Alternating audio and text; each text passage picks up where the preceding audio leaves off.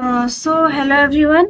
Welcome to Physichem Academy, and I am Shivani, and I will be your educator for a few topics of physical chemistry and inorganic chemistry. मैंने आपको पहले ही बोला था कि हमारे इस चैनल पे हम आईआईटी जाम के लिए पूरे के पूरे कोर्स 3 महीने में कंप्लीट करने वाले हैं and this will be our schedule. Please note this. And हमारी पूरी team physical chemistry, inorganic chemistry and organic chemistry को पढ़ाने वाला है. तो please stay tuned with us. Please like, share and subscribe and comment below. अगर आपको कोई भी टॉपिक हमारा पढ़ाते हुए समझ में नहीं आ रहा है तो प्लीज कमेंट कीजिए. एंड नोट्स एंड क्वेश्चंस के लिए प्लीज नीचे दिए गए डिस्क्रिप्शन बॉक्स में टेलीग्राम ग्रुप का लिंक है, उसको ज्वाइन कर लीजिए. हम पूरे के पूरे कंटेंट आपको देने वाले हैं, वो भी फ्री में.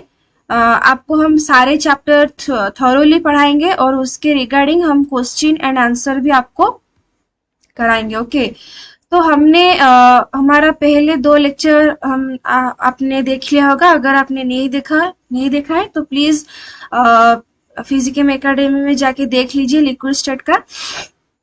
हमारे प्रीवियस 2 लेक्चर में हमने देख लिया था कि फिजिकल प्रॉपर्टी लिक्विड स्टेट का क्या होता है. फिर हमने देखा था उसका थोड़ा थोड़ा प्रॉपर्टीज, जैसे कि हमने कहा था viscosity, vapour pressure and surface tension.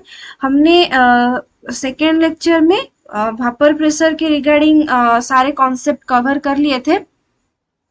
हमने एक इक्वेशन भी डिराइव किया था, Clapeyron equation and also Clausius Clapeyron equation. हमने एक प्रॉब्लम भी उसके रिगार्डिंग किया था.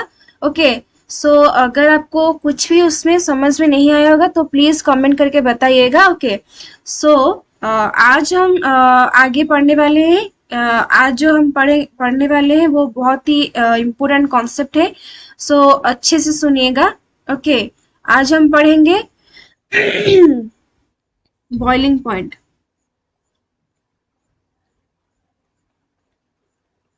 बॉइलिंग पॉइंट आप सबको पता होगा, लिक्विड का बॉइलिंग पॉइंट होता है एंड सॉलिड का मेल्टिंग पॉइंट होता है. ओके, अगर हम बात करें लिक्विड का सिर्फ बॉइलिंग पॉइंट शो होता है. ओके, एंड सॉलिड का मेल्टिंग पॉइंट शो होता है. जब एक लिक्विड बॉयल होता है, अगर हम एक कंटेनर का टेम्परेचर धीरे धीरे इंक्रीज करें तो उसका काइनेटिक एनर्जी इंक्रीज होगा एंड वो धीरे धीरे बॉयल होना स्टार्ट हो जाएगा. हमने ये पढ़ा था कि वेपर प्रेशर जब हम कंसीडर करते हैं उस कंटेनर को हम क्लोज कंटेनर लेते हैं, क्योंकि अगर हम कंटेनर को क्लोज नहीं करेंगे तो वो जो वेपर सब क्रिएट होगा वो स्पेस में चला जाएगा. ओके, अगर स्पेस में चला जाएगा तो वो कंटेनर के वॉल पे इतना ज्यादा प्रेशर नहीं डालेगा. ओके, क्या बोलते थे कि जब हम वेपर प्रेशर कंसीडर करते हैं तो हम एक क्लोज कंटेनर लेते हैं. ओके, लेकिन जब हम बॉइलिंग पॉइंट कंसीडर करेंगे, इस कॉन्सेप्ट के लिए हमें ओपन वेसल चाहिए होगा. ओके, याद रखिए और अच्छे से समझिए. ओके, हम वेपर प्रेशर जब कंसीडर करते हैं उसको हम एक क्लोज कंटेनर में लेते हैं, लेकिन जब हम बॉइलिंग पॉइंट कंसीडर करेंगे हम ओपन वेसल लेंगे. Okay, and vapour pressure is measured by, vapour pressure जब क्रिएट होता है उसको हम कौन से इंस्ट्रूमेंट से मेजर करते हैं? Is measured by manometer. Okay, ये एक इंस्ट्रूमेंट है जिसको हम कंटेनर के साथ कनेक्ट करके कंटेनर के वॉल पे जितना प्रेशर डाल रहा है वो वेपर, हम उसको कैलकुलेट कर सकते हैं, मेजर कर सकते हैं. ओके, आज का कॉन्सेप्ट, मेन की कॉन्सेप्ट होगा boiling point. Okay, when a liquid is heated in an open vessel the liquid vaporize from its surface. अगर हम एक कंटेनर लेते हैं, हमने बोला कि हम एक ओपन कंटेनर लेंगे, उसको हम अगर हीट देना स्टार्ट करेंगे. ओके, हीट देना स्टार्ट करेंगे, ये अगर हमारा लिक्विड हो गया अगर हम लिक्विड मॉलिक्यूल्स अगर हम धीरे धीरे हीट करना स्टार्ट करेंगे, धीरे धीरे उसका काइनेटिक एनर्जी इंक्रीज होगा एंड सरफेस से मॉलिक्यूल धीरे धीरे लीव करना स्टार्ट करेंगे। ओके, धीरे धीरे वो बॉयल होना स्टार्ट हो जाएगा। आप लोग मेरे साथ लिख लीजिए, पॉइंट्स अच्छे से लिख लीजिएगा। When a liquid is heated in an open container,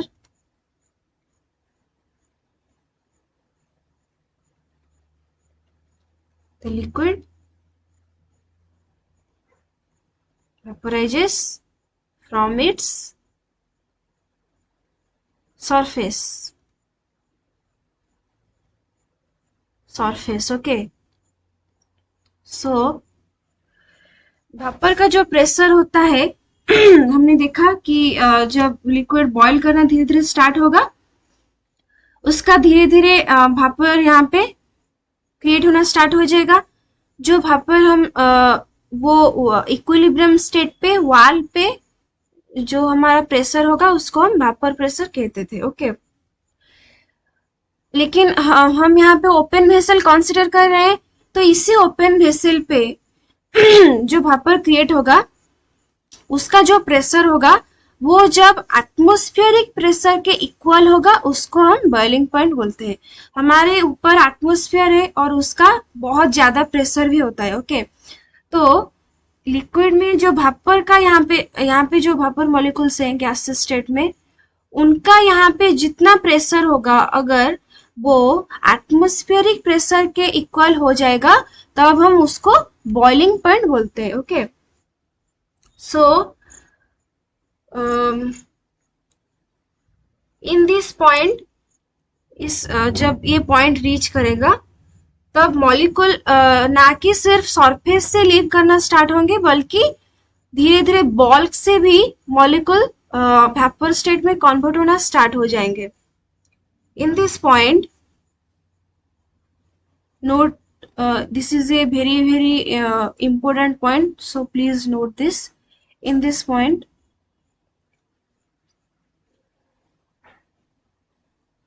the molecules from the bulk आपको समझ में आ रहा है ना, ये हो गया हमारा सरफेस के अंदर यहाँ पे मिडिल में जो मॉलिक्यूल्स है उसको हम बल्क बोलते हैं। The molecules from the bulk will also start vaporizing. Sorry.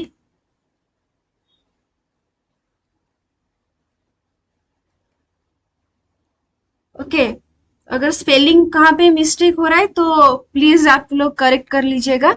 Okay, जब हमने ये बोला कि जब एटमॉस्फेरिक का जो प्रेशर होगा जब वो वेपर प्रेशर के साथ सेम हो जाएगा, इक्वल हो जाएगा, तब हम उस पॉइंट को एट दैट पर्टिकुलर टेम्परेचर हम बॉइलिंग पॉइंट बोलते हैं। And so the definition will be, sorry guys. Okay, so पहले हम ये इसका डेफिनेशन देख लेते हैं।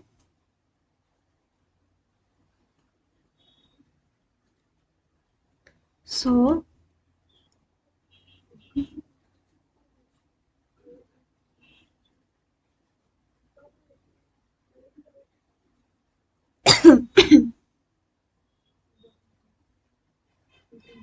the definition will be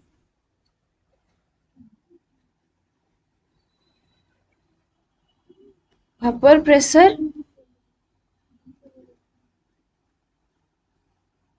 simply vapor pressure is equal to atmospheric pressure.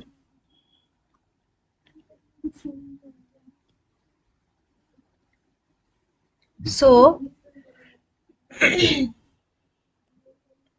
when the vapor pressure of the molecule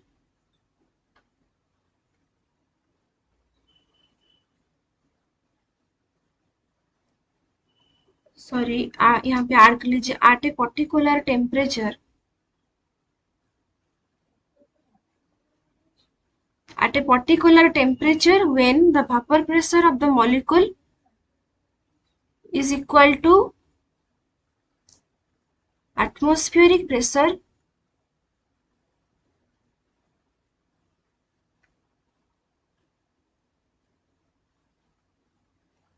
at that particular pressure and temperature.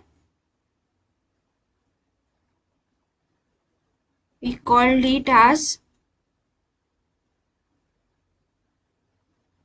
boiling point.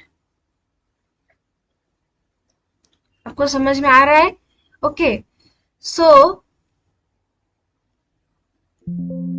हमने ये देखा कि बॉइलिंग पॉइंट में ना कि सिर्फ सरफेस से लिक्विड लीव करना स्टार्ट हो जाएंगे, बल्कि बल्क से भी लिक्विड वेपर स्टेट में कन्वर्ट होना स्टार्ट हो जाएंगे. ओके, सो जब pressure will B 1 bar when pressure is 1 bar, we called it as normal boiling point. Sorry, standard boiling point.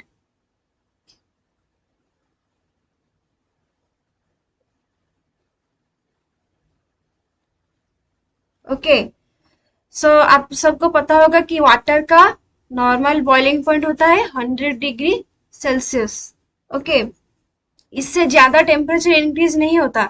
जब हम वाटर को लेके गर्म करते हैं तो टेम्परेचर इंक्रीज करते करते करते करते सिर्फ 100 डिग्री तक जब पहुंच जाता है तब वो वहां पे कांस्टेंट हो जाते हैं, उससे ज्यादा इंक्रीज नहीं करता. 100 डिग्री सेल्सियस जब रीच करता है तब वो बॉयल होना धीरे धीरे स्टार्ट हो जाता है, उससे ज्यादा टेम्परेचर नहीं इंक्रीज करता. ओके, सो वेपर प्रेशर हमने प्रीवियस लेक्चर में ये डिस्कस किया था कि vapour pressure is directly proportional to temperature. तो जब हमारा टेम्परेचर इंक्रीज करता है वेपर प्रेशर इंक्रीज करता है. ओके, सो वैसे ही हमने देखा कि बॉइलिंग पॉइंट के केस में हम कब उसको बॉइलिंग पॉइंट बोलते हैं कि जब हमारा vapour pressure will be equal to atmospheric pressure. तो अगर हमने एटमॉस्फेयर का प्रेशर चेंज कर लिया, अगर हमारा एटमॉस्फेरिक प्रेशर चेंज हो जाएगा तो हमारा बॉइलिंग पॉइंट भी इंक्रीज करेगा. अगर एक्सटर्नल प्रेशर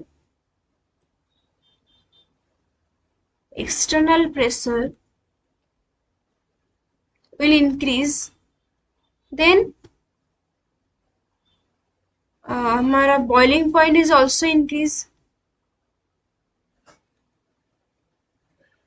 क्योंकि हमने देखा कि जब हमारा एटमॉस्फेयर हमारा बॉइलिंग पॉइंट कब होता है कि जब हमारा vapour pressure will be equal to atmospheric pressure. तो अगर हमें एटमॉस्फेयर का प्रेशर हमारे पास ज्यादा होगा तो ऑब्वियसली बॉइलिंग पॉइंट भी इंक्रीज करेगा. सो अगर एंड ऑल्सो अगर हमारा normal atmospheric pressure will be less, then हमारा बॉइलिंग पॉइंट भी ऑल्सो विल बी लेस.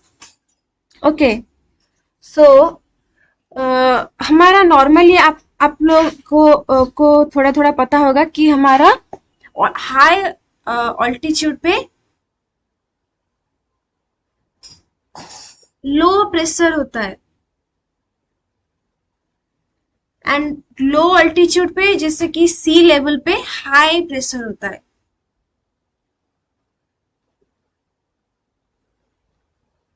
इस पॉइंट को थोड़ा ध्यान दीजिए.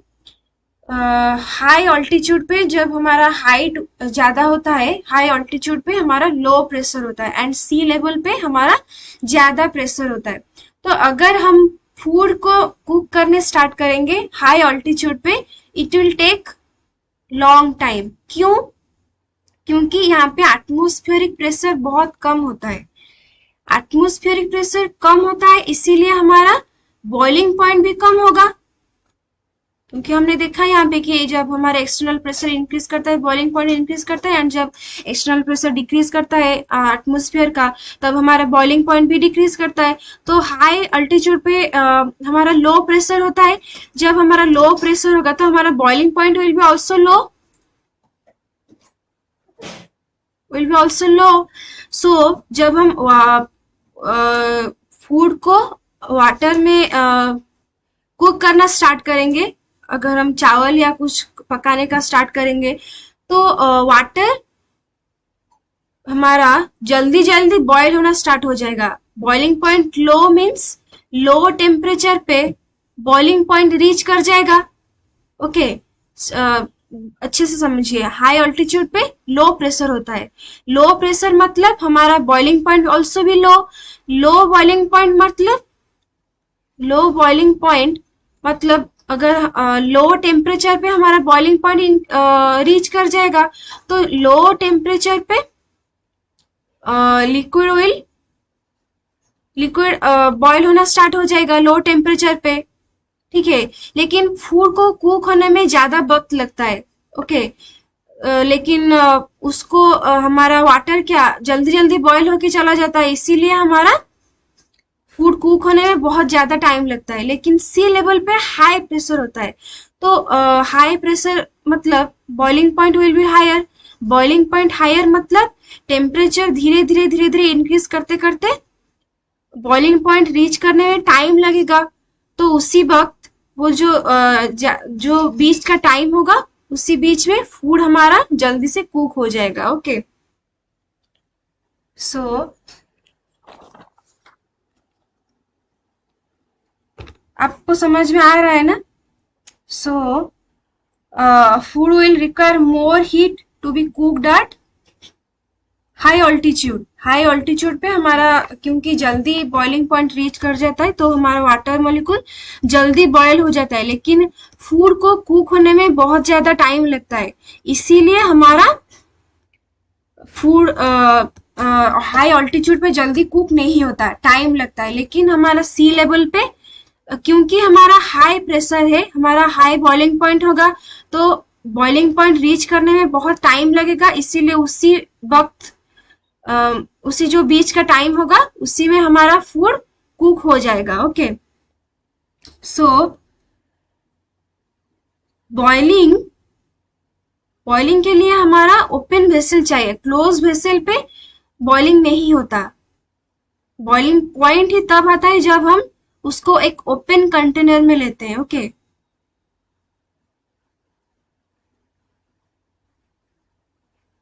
बॉइलिंग पॉइंट तब आएगा जब हम उसको ओपन कंटेनर में लेंगे। ओके, सो लेकिन क्या होगा, हम उसका डेफिनेशन के हिसाब से बॉइलिंग पॉइंट का डेफिनेशन क्या होता है कि जब उसका vapour pressure will be equal to atmospheric pressure. अगर हम कंटेनर को क्लोज कर देंगे, तो वो वेपर एस्केप भी नहीं कर पाएगा आउटसाइड को। तो हम कैसे मेजर करेंगे कितना मतलब एटमॉस्फेयर का प्रेशर एंड बॉइलिंग उसका टोटल प्रेशर कितना होगा कंटेनर के ऊपर। ओके, तो इसीलिए हम बॉइलिंग पॉइंट को ओपन कंटेनर में लेते हैं। ओके, सो ये पॉइंट थोड़ा अच्छे से सुनिएगा। आज temperature increase, more and more molecules of liquid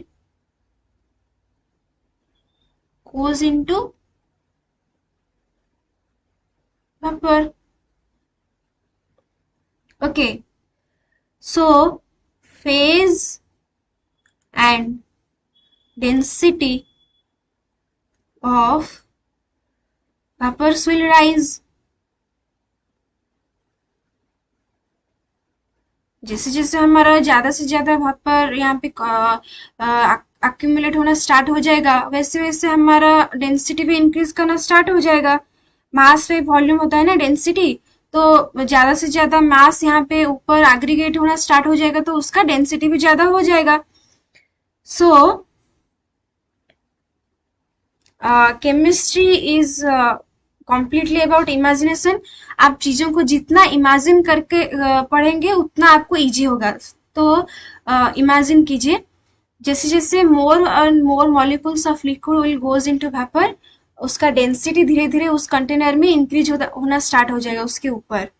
हम एक ओपन कंटेनर में ले रहे हैं, अगर ये लिक्विड हो गया तो यहाँ पे ज्यादा से ज्यादा वेपर, जैसे जैसे हम ज्यादा से ज्यादा टेम्परेचर इंक्रीज करेंगे, हीट को इंक्रीज करेंगे, उसका काइनेटिक एनर्जी ज्यादा से ज्यादा बढ़ेगा, तो वो बल्क से भी हमारा वेपर में कन्वर्ट होना स्टार्ट हो जाएगा। तो यहाँ पे उसका डेंसिटी धीरे धीरे धीरे धीरे बढ़ना स्टार्ट हो जाएगा टेम्परेचर बढ़ने के साथ। Okay, will rise and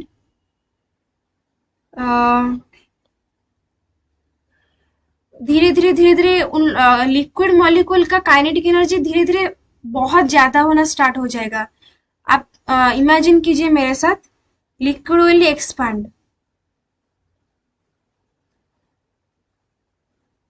okay, यहाँ पे कुछ वक्त के बाद ऐसा एक स्टेट आएगा जब हम वेपर एंड लिक्विड फेज को डिस्टिंक्ट नहीं कर पाएंगे। बॉइलिंग पॉइंट कब होता है? बॉइलिंग पॉइंट जब वाटर बॉईल होना स्टार्ट हो जाता है, हम एक क्लियर लाइन देख सकते हैं लिक्विड स्टेट में एंड वेपर फेज में। हम उसको पहचान सकते हैं कि ऊपर यहाँ पे वेपर है और नीचे यहाँ पे लिक्विड है। लेकिन जैसे जैसे ज्यादा से ज्यादा टेम्परेचर इंक्रीज होना स्टार्ट हो जाएगा, एक ऐसा स्टेट आएगा जब हम ये डिस्टिंक्ट नहीं कर पाएंगे कि लिक्विड एंड वेपर कहाँ पे है। इतना जोर से वो बॉयल होना स्टार्ट हो जाएगा। Okay, so no distinction between the liquid and gas phases.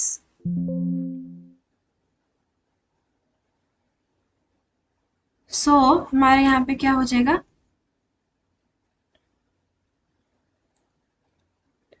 No distinct phase, no distinct phase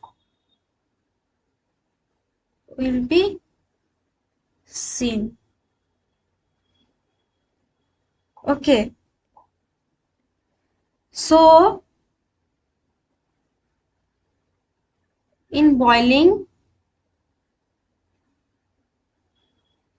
liquid and gas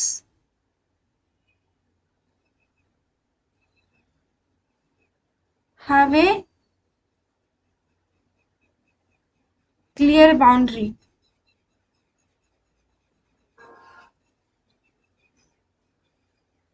okay, हमने ये देखा था कि बॉइलिंग पॉइंट पे हमारे एक डिस्टिंक्ट, एक क्लियर बाउंड्री होता है, लेकिन हमारे पास तो ये स्टेट आ रहा है कि हम लिक्विड एंड गैस फेज को डिवाइड ही नहीं कर पा रहे हैं। तो इसीलिए हम उसको ओपन कंटेनर में लेते हैं। अगर हम एक क्लोज कंटेनर ले जाएंगे यहाँ पे, तो यहाँ पे धीरे धीरे ऐसा स्टेट एक आ जाएगा कि हम लिक्विड एंड गैस फेज को अलग नहीं कर सकते। अगर हम ऊपर कंटेनर का ढक्कन खुला रखेंगे तो ही हम उसका बॉइलिंग पॉइंट कैलकुलेट कर सकते हैं।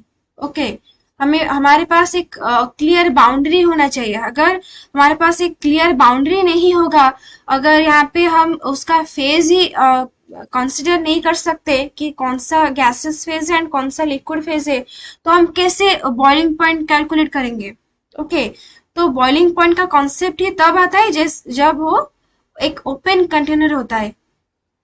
ओके, सो नेक्स्ट चलते हैं नेक्स्ट पेज पे। आपको अगर समझ में नहीं आया तो वीडियो को थोड़ा पीछे लेके फिर से सुनना स्टार्ट कीजिए, आपको समझ में आ जाएगा। ओके, सो हमारा नेक्स्ट कॉन्सेप्ट होगा विस्कोसिटी। ओके,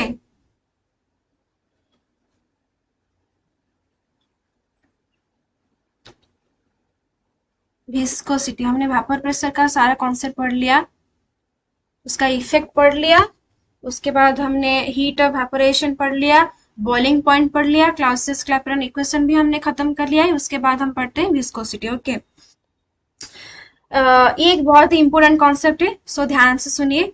विस्कोसिटी क्या होता है कि एक लिक्विड का एक कैरेक्टरिस्टिक प्रॉपर्टी होता है फ्लो करना। लिक्विड का कैरेक्टरिस्टिक प्रॉपर्टी इज फ्लोइंग।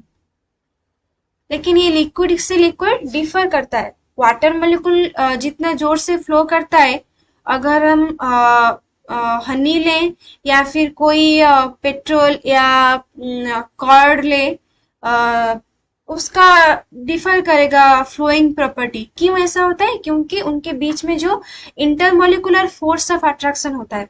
तो हम उसको डिटेल में डिस्क्राइब करते हैं कि what will be our viscosity and regarding the concept. Okay, so flowing is a characteristic property of a liquid. Okay, the flowing of a liquid molecule can be analyzed in terms of molecular laminar layer. Okay, अगर हम एक vessel यहाँ पे बनाते हैं, consider कीजिए ये एक वेसल है। ओके, इस वेसल में हमने लिक्विड लिया था। सो हम उसको कंसिडर कर सकते हैं, लिक्विड के molecules are arranged by layer, and उस लेयर को हमने हमने क्या बोला? Molecular laminar layer. Liquid flow करता है। ओके, तो उसका फ्लोइंग टेंडेंसी हर एक लेयर पे सेम नहीं होता। जो लिक्विड, आप सबको पता होगा कि यहाँ पे लिक्विड लिक्विड के मॉलिक्यूल के बीच में जरूर कोई फोर्स ऑफ अट्रैक्शन होता होगा। एंड लिक्विड जो वाल हमने ये लिया है, जिस कंटेनर में हमने लिक्विड लिया था, उस वाल एंड लिक्विड के बीच में भी ऑल्सो एक फोर्स एग्जिस्ट करता है, जिसको हम एडिसिव फोर्स बोलते हैं। ओके, सो अगर हम कंसिडर करें लिक्विड को एक लेयर के टाइप कंसिडर कर सकते हैं कि उसका molecules are arranged layer by layer. उसका फ्लो जब होता है तो वो लेयर बाय लेयर फ्लो होता है। अगर ये लेयर ज्यादा मूव किया तो ये लेयर थोड़ा कम मूव करेगा, ये लेयर उससे थोड़ा कम मूव करेगा।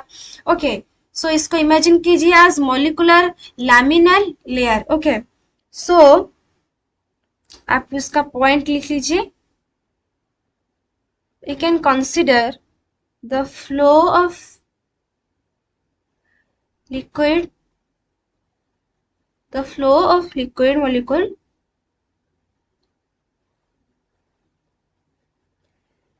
can be analyzed in terms of molecular laminar layer. एक बहुत ही इंपॉर्टेंट कॉन्सेप्ट है, तो प्लीज अच्छे से समझिए। सो हमने ये कंसिडर किया कि जो मॉलिक्यूल का लिक्विड के मॉलिक्यूल के बीच में लेयर की साइड लेयर के लेयर वो रिप्रेजेंट होते हैं। ओके, हमने उसको मॉलिक्यूलर लैमिनल लेयर मान लिया। सो नेक्स्ट पॉइंट लिखिए। And the laminar layer, sorry, okay, so a particular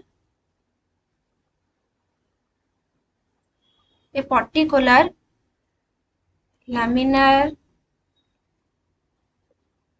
layer has negligible thickness। Imagine कीजिए तो आपको समझ में आएगा। नेग्लिजिबल थिकनेस, ये जो लाइन हमने लिक्विड के मॉलिक्यूल के बीच में जो लेयर होता है उसका नेग्लिजिबल थिकनेस होता है। Okay, so the layer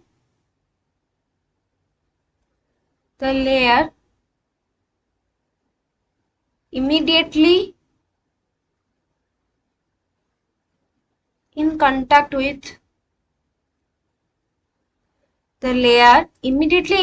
with the inner wall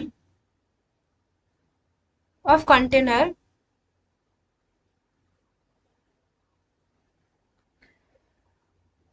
is stationary।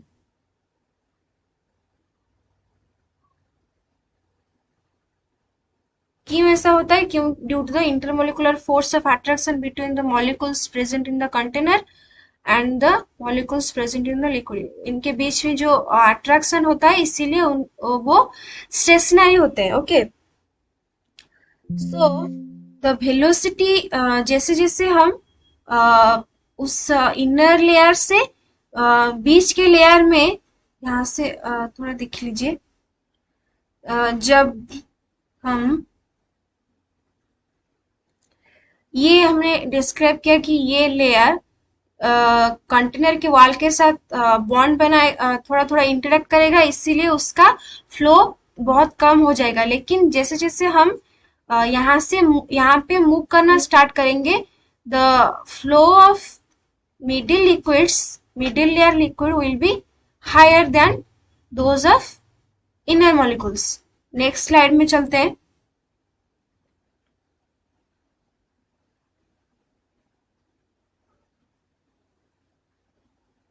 So the the velocity of layer close to inner wall of the container is very less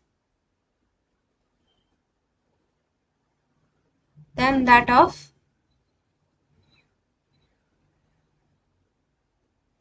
middle layers. Okay, so जो molecules surface inner wall के surface से दूर होंगे, उन layer का ज्यादा velocity होगा, flow करने का टेंडेंसी उन लोगों का ज्यादा होगा। Okay, so when a molecule when a molecule moves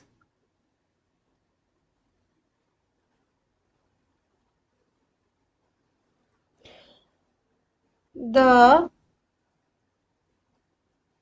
layer close to inner tube will be stationary.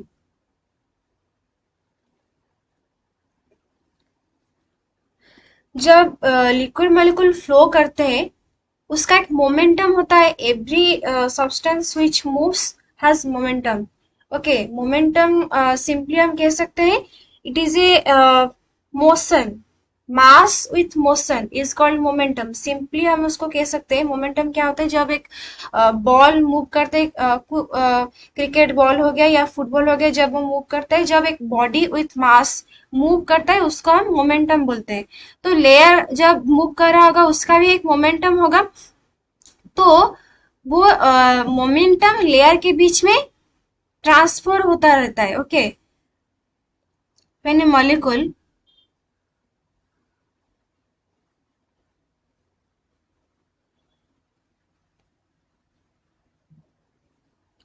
moves, 1 minute guys please. um,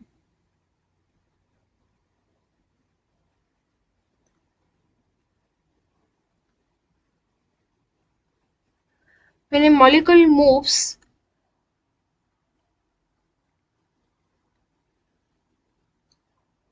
from faster layer to the slower layer,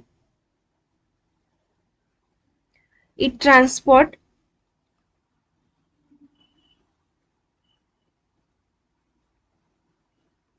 momentum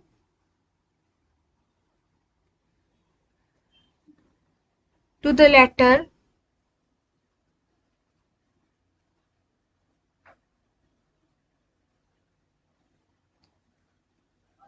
thereby speeding it up, मैं आपको detail में समझा रहा हूँ। Speeding it up, तो सुनिए, जब एक लिक्विड फ्लो करता है, उसका ये लेयर हो गया। एक मॉलिक्यूल यहाँ अगर ये लेयर फास्टर मूव कर रहा है इस लेयर से, तो अगर ये एक मॉलिक्यूल यहाँ से यहाँ पे मूव कर रहा है तो वो मोमेंटम ट्रांसफर कर रहा है। ओके, जब एक molecule move from faster layer to slower layer, it transferred the momentum to the latter, thereby speeding it up। जब एक इस लेयर में और इस लेयर और इस लेयर, जब यहाँ से एक मॉलिक्यूल यहाँ पे मूव करता है तो वो इस लेयर को मोमेंटम ट्रांसफर करता है। जब यहाँ पे अगर एक मॉलिक्यूल है ये यहाँ पे मूव करेगा तो ये मोमेंटम इस लेयर को ट्रांसफर करेगा। ऐसे मोमेंटम शेयर होता रहता है। Okay, so there will be a friction between the molecules. यहाँ पे बहुत सारे लिक्विड मॉलिक्यूल होंगे तो उनके बीच में कोई ना कोई फ्रिक्शन तो हो रहा होगा। जो अगर ये लेयर और ये लेयर के बीच में जरूर कोई ना कोई फ्रिक्शन हो रहा होगा। Okay, so arising a frictional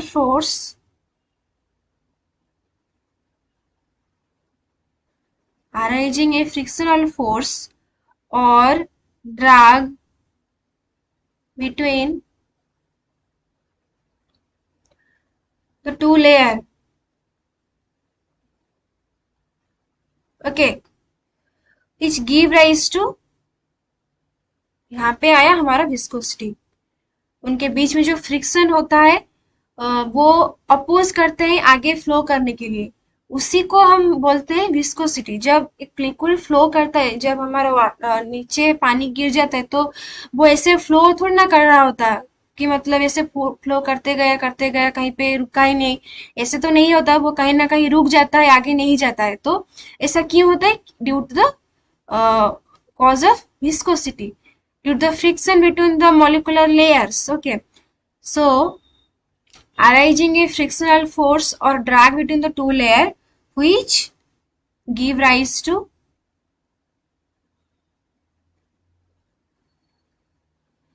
viscosity। इसीलिए हमारा जितना भी लिक्विड होते हैं उनका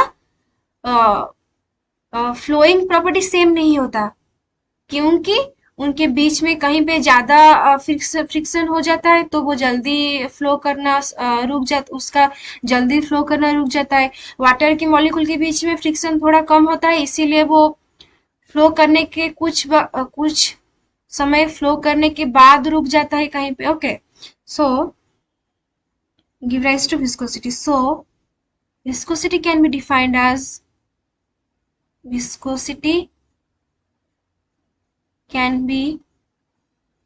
as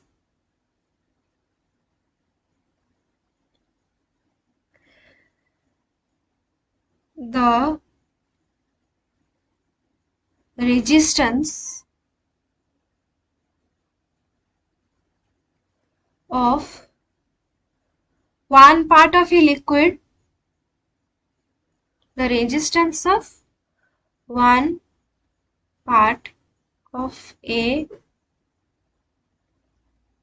liquid flowing with one velocity,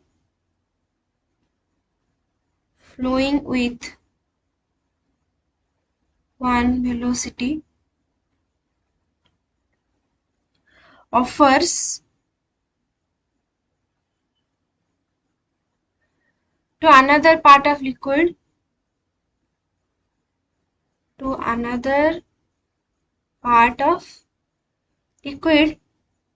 flowing with a different velocity,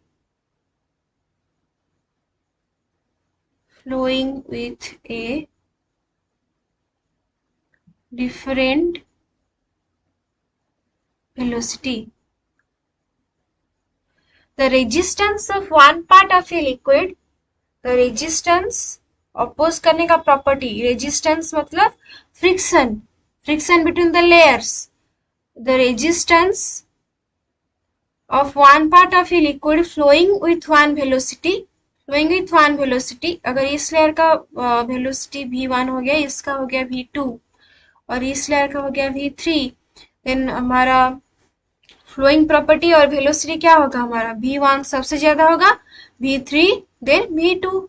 Okay, the liquid flowing with one velocity offers to another part of the liquid flowing with a different velocity. इनके बीच में जो resistance होता है flow करने के लिए, उसी को हम विस्कोसिटी बोलते हैं. ओके, इस प्रॉपर्टी को अच्छे से याद कीजिएगा. सो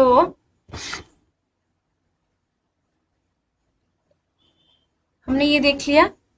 ओके, अब हम नेक्स्ट डिस्कस करते हैं what is velocity gradient. Okay,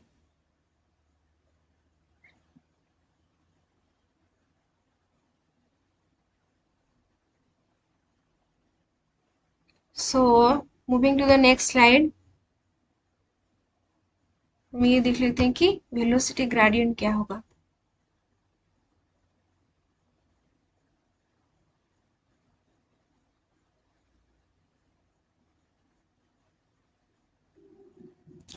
simple concept है.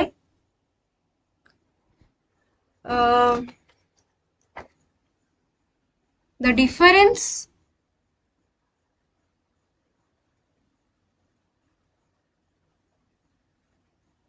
in the velocity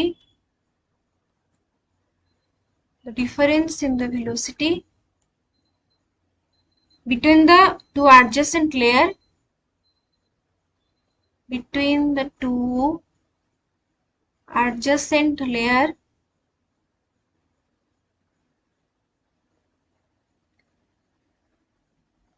of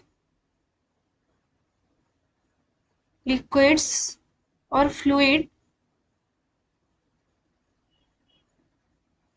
is called as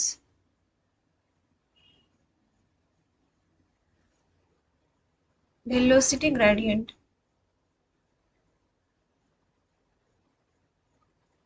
जब दो लिक्विड फ्लो करें, फ्लूइड के मतलब उसमें हम लिक्विड एंड गैस दोनों को कंसिडर करते हैं. Okay, so what is velocity gradient? It is defined as the difference in the velocity between the two adjacent layer. जब हमने ये कंसिडर किया कि जब लिक्विड फ्लो करते हैं उसको हम कंसिडर कर सकते हैं टू लैमिनर लेयर के लाइक. ओके, तो उनके बीच में दो लेयर के मूव करने के बीच में जो डिफरेंस होगा वेलोसिटी का, उसको हम वेलोसिटी ग्रेडियंट बोलते हैं. सो अगर हम कंसिडर करें द वेलोसिटी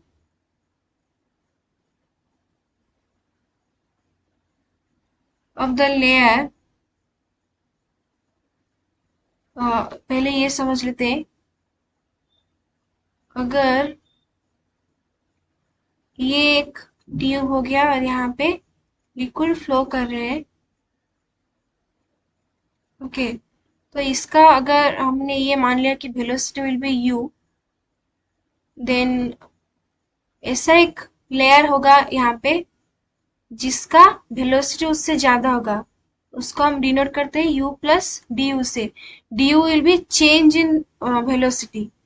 यहाँ पे हो गया हमारा u, यहाँ तक u plus change in velocity du. Small infinite distance will be du. सो इसका थोड़ा इससे ज्यादा है इस लेयर से, तो उसको हम डिनोट कर सकते हैं u प्लस du से. And this layer is slightly less than this layer, so इसको हम डोनेट करते हैं u माइनस du से. अगर हम ये डिस्टेंस को du मान ले, इन्फाइनेटली स्मॉल डिस्टेंस को, तो इस लेयर को हम इस लेयर का वेलोसिटी को हम कंसिडर कर सकते हैं u माइनस du से. Okay, so the velocity of layer of a distance, the velocity of a layer of a distance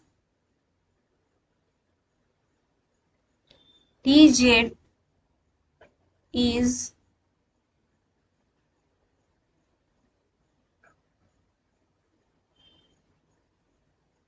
changed by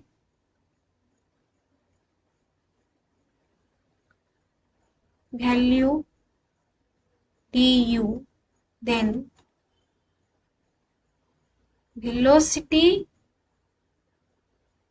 gradient will be change in velocity upon change in distance। अच्छे से समझिएगा, that is du by dz। The velocity of a layer of a distance dz, अगर उसका velocity change हो रहा है du, then अगर इस डिस्टेंस पे यहाँ तक से यहाँ से यहाँ तक का डिस्टेंस में अगर du का चेंज हो रहा है तो velocity gradient will B denoted by change in velocity upon change in distance। okay, so ये लेयर को सिमेट्रिकल, आप लोग ने देखा कि ये लेयर का मोमेंटम चेंज होता रहता है, एक मॉलिक्यूल का मोमेंटम ट्रांसफर होता रहता है तो उसका फ्रिक्शन भी बढ़ता रहता है। तो ये मॉलिक्यूल को सिमेट्रिकली फ्लो करने के लिए फोर्स का जरूरत होगा। अगर यहाँ पे एक ट्यूब हो गया, और ये लिक्विड का मॉलिक्यूल्स का लेयर हो गया, यहाँ पे मॉलिक्यूल्स रह गए सब। आप लोगों ने देखा कि इनके बीच में रेजिस्टेंस होता है फ्लो करने के लिए एंड फ्रिक्शन होता है, मॉलिक्यूल के बीच में बहुत ज्यादा फ्रिक्शन होता है, इसीलिए उनका लेयर सिमेट्रिकली फ्लो नहीं करेगा। तो उस लेयर को सिमेट्रिकली फ्लो करने के लिए एक फोर्स का जरूरत होता है। उस फोर्स का will be directly proportional to velocity gradient and directly proportional to area which is constant। ये लिक्विड के बीच में जो एरिया होगा वो तो कांस्टेंट है, एरिया थोड़ा ना चेंज हो रहा है। एरिया बिटवीन द लेयर,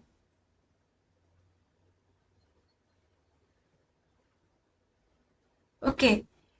तो सिमेट्रिकली फ्लो करने के लिए एक फोर्स का जरूरत होता है। Force will be directly proportional to area and velocity gradient. So इसको हम लिख सकते हैं इसे,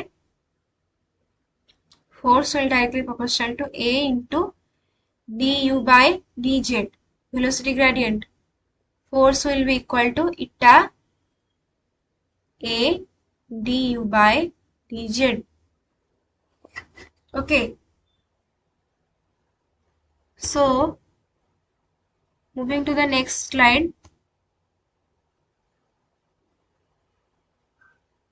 we have, हमने ये डिस्क्राइब किया कि हमारा force will be equal to eta A D U by D Z. Okay, eta is called as coefficient of viscosity.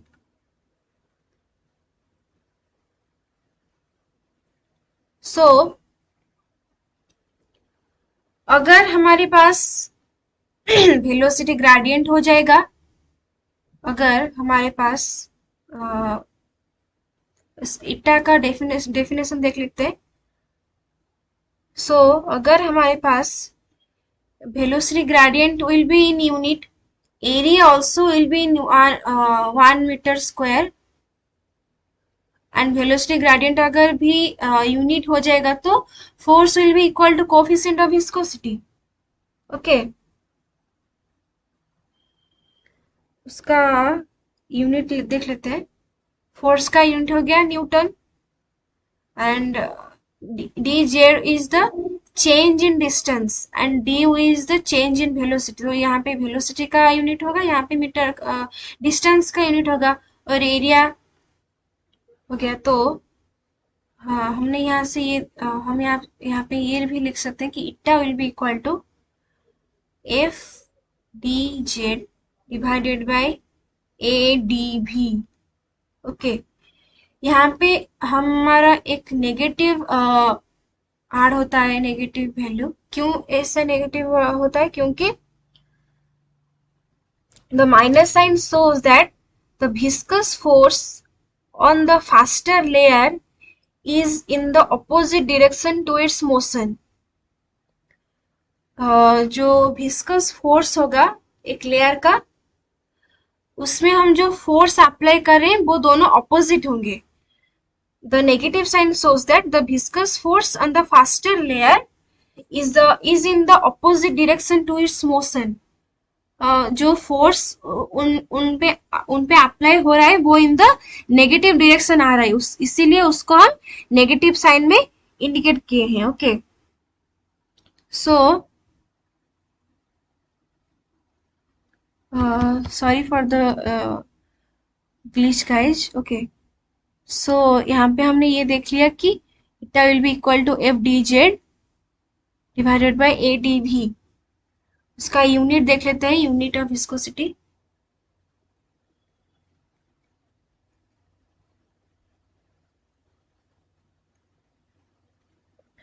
if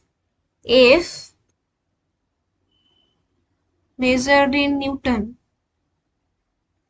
force का यूनिट होता है न्यूटन एसआई यूनिट में, dz will be in meter,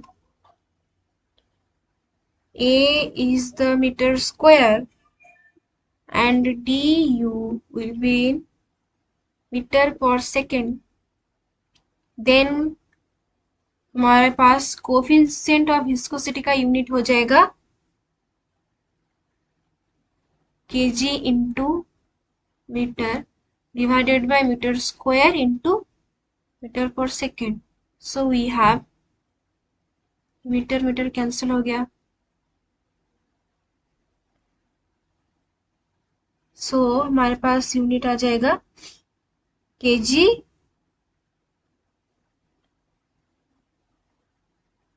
into metre inverse second inverse. Okay,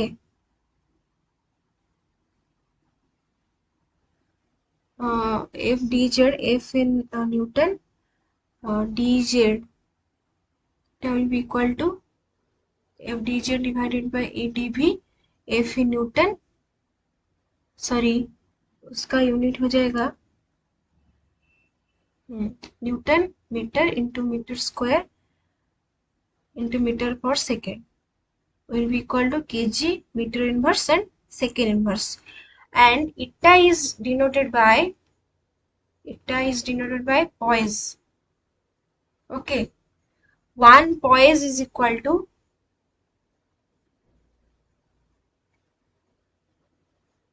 10 to the power 1 kg meter inverse second inverse.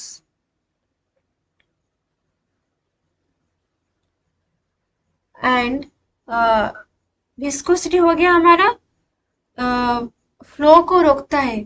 Okay, वो flow का opposite काम करता है.